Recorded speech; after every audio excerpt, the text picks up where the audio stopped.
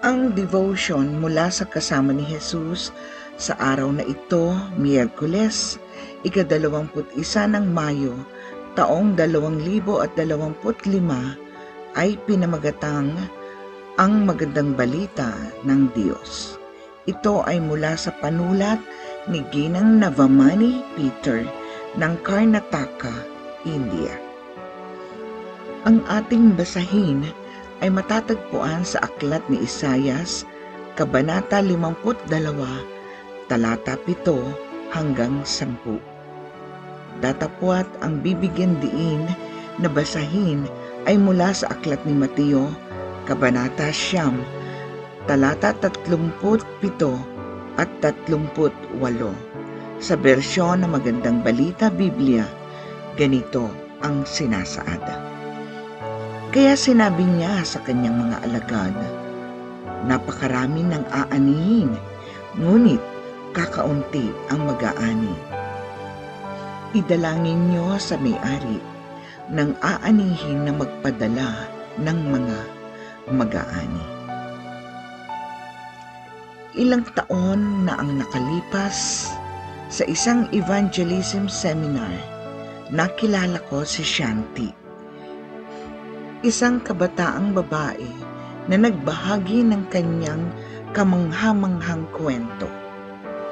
Matapos marinig ang tungkol kay Kristo, nagpasya si Shanti na mag-enroll sa isang theological college para matuto pa tungkol sa ministeryo ni Kristo.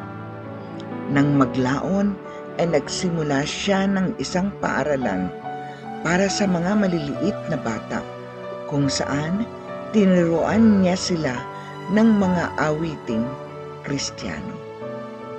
Nang tanungin ng mga magulang si Shanti tungkol sa kahulugan ng mga kanta, ibinahagi niya ang ebanghelyo sa kanila.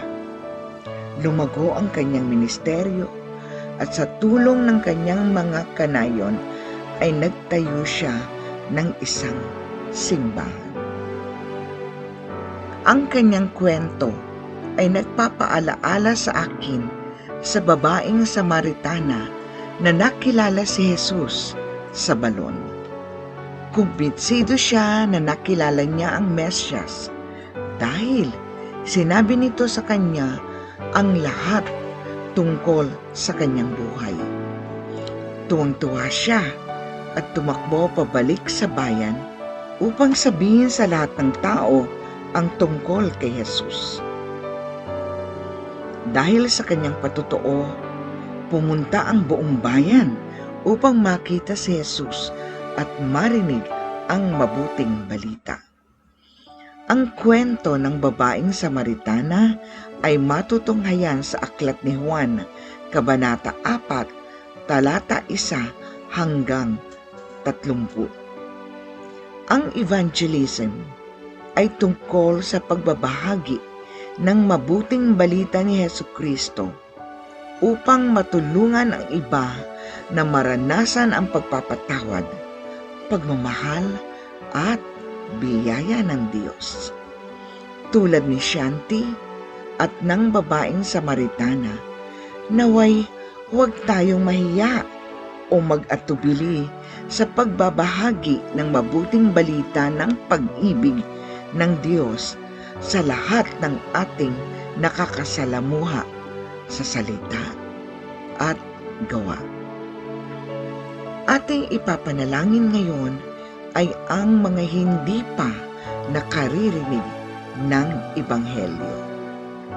Tayo po ay manalangin.